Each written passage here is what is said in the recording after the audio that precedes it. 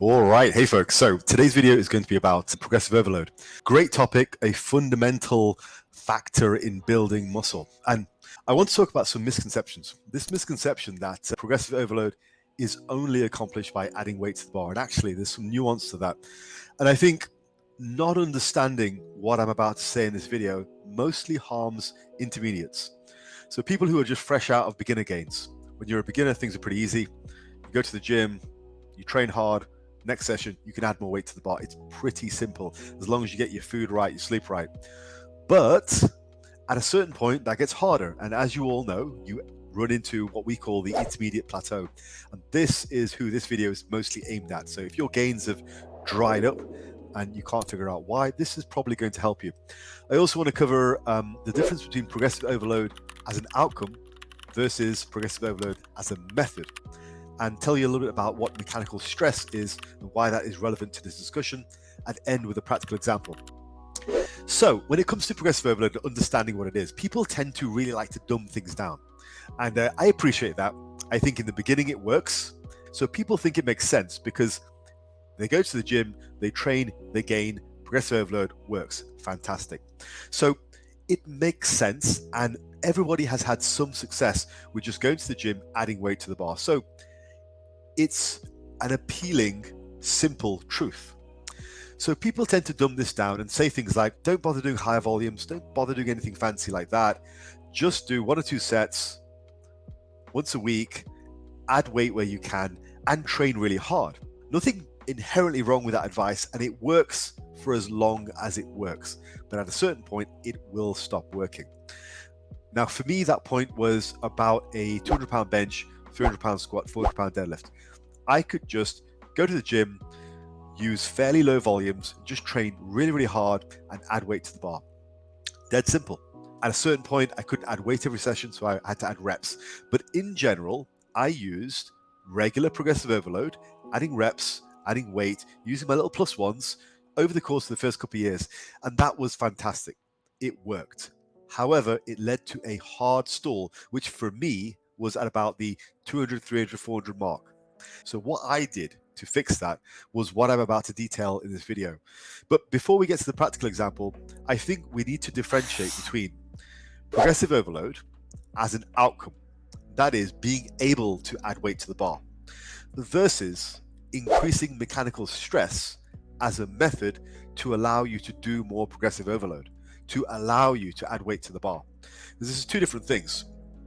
If we're able to add weight to the bar 1 week, that means whatever we did the session before was enough stress that we were able to recover and demonstrate more weight on the bar or more reps.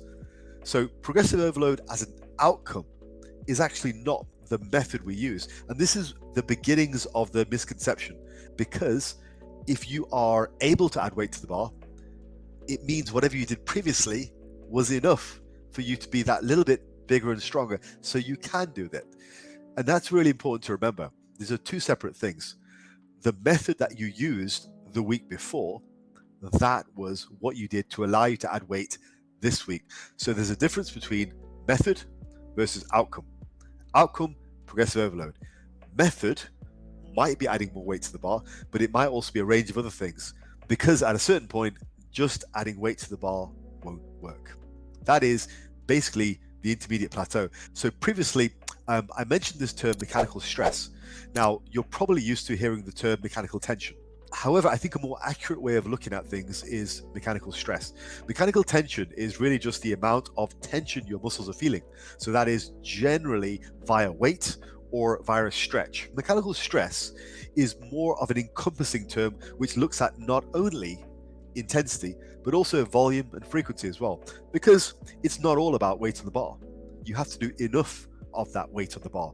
You can't just put on a 1 rep max and expect to grow.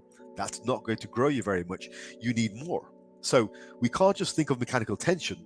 We have to think of the magnitude of the tension, how much of it is. You have to do enough volume to create what is the overall mechanical stress. It's not just about tension.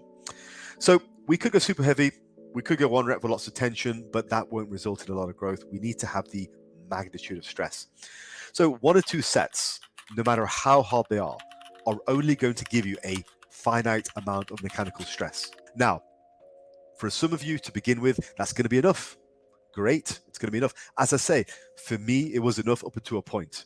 Because at a certain point, even adding a bit of weight to the bar, it's not going to give you enough stimulus to overcome what you need to get bigger and stronger. At a certain time, our need for a stronger stimulus outpaces our ability to add weight to the bar. So as a result, we have to look elsewhere. How else do we increase mechanical stress on the muscles? And even if you just trained harder, let's say you took 1 or 2 sets from failure to past failure. Let's say you went proper Dorian Yates. Yeah. You did the guy screaming at you, Leroy. You did the forced reps, negatives, all that kind of stuff. That's still only going to result in a finite amount of stress. And also that's going to come with some risks as well. Whereas if you, instead of adding in the forced reps, the negatives, if you instead just did more volume, that gives you a huge ceiling for increasing mechanical stress. So rather than doing a couple of forced reps or a couple of negatives, just adding a couple of hard sets to failure is great. That exponentially increases the amount of mechanical stress. And on top of that, you get increased motor learning as well. Adding volume past that point where your body has outpaced the ability to add weight to the bar versus the stimulus it needs, that point, which is the intermediate plateau, adding volume at that point ramps up the mechanical stress way more than just working harder. They have to be hard sets, of course, but that is a powerful tool. And I would say it's probably the most powerful tool. As long as you're working hard, as long as you're taking those sets to failure or close to, adding sets exponentially increases mechanical stress. All of that leads to the goal of more progressive overload as an outcome, because we're adding volume to increase mechanical stress as a method, which gets us more progressive overload as an outcome. So to give you guys a practical example, it's very common in that intermediate stage to plateau on the bench press. The bench press, more so than other lifts like the squat and deadlift, tend to plateau quicker. This is probably for a range of reasons. I think one of the main reasons is it involves a lot of muscles, which are quite small relative to the rest of the body. The squat and deadlift is almost hits 2/3 of the whole body, right? Whereas bench press is only about 1/3 of the body. I think other reasons are maybe people put a lot more focus into the bench press. It's easier to bench press a lot of weight. You just lie down and exercise, whereas squats and deadlifts are hard. But regardless, whatever the reasons are, people tend to stall quicker on the bench than anything else. And a really good solution I found with my clients to improve bench pressing strength is to increase volume. Ensure you're working hard enough. So again, either to failure or close enough. And then just do more. Literally just do more sets. I think there are a range of ways that people will suggest to increase bench press strength at that point, rather than adding volume, which I don't think are as effective. Like, I know some people recommend doing singles and doubles, like cluster sets. Some people recommend over warm-ups. Some people recommend slingshot. And all of those are probably quite reasonable strategies for strength, probably. But I find that they don't really translate that well into muscle. And if you are an intermediate, you probably need muscle. You are probably under-muscled. So adding strength to the exclusion of a technique which is going to add a lot of muscle is probably not a good use of your time. So that's why I would recommend avoiding singles, doubles, slingshot use, all that kind of stuff. The strategy that I use with my clients here gives you the best of both worlds. It gives you the strength and it gives you the muscle mass. And that is just to increase volume. That's the cost you pay to get the best of both worlds. So I would say just increase volume of barbell pressing. It's almost always a valuable strategy at that point. It's what I did to break past my 200-pound plateau. If you're benching once a week, for example, bench twice.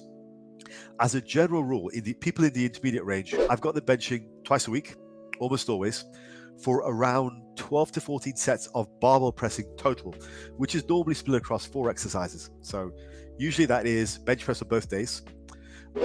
Sometimes I will bench on lower reps on both days, maybe 4 to 6 reps. Other times I will have a low rep day and a high rep day.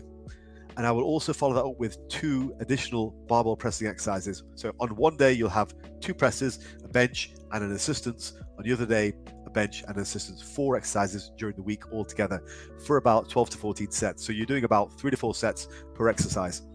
For the assistance lifts, I generally try and pick something which is pretty close to a bench press. Some of my favorite lifts: close grip bench, feet up bench.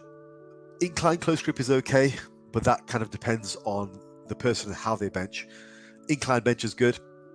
But yeah, that's generally how I will structure somebody who's in that intermediate stage, who has stalled on the bench. It helps, it really works. So, wrapping this up, I think understanding the differentiation between progressive overload as an outcome, which is what we all want, versus increasing mechanical stress, which can be done in a range of ways, which allows progressive overload to occur, is vital. Not understanding what I've said in this video is one of the major causes of the intermediate plateau.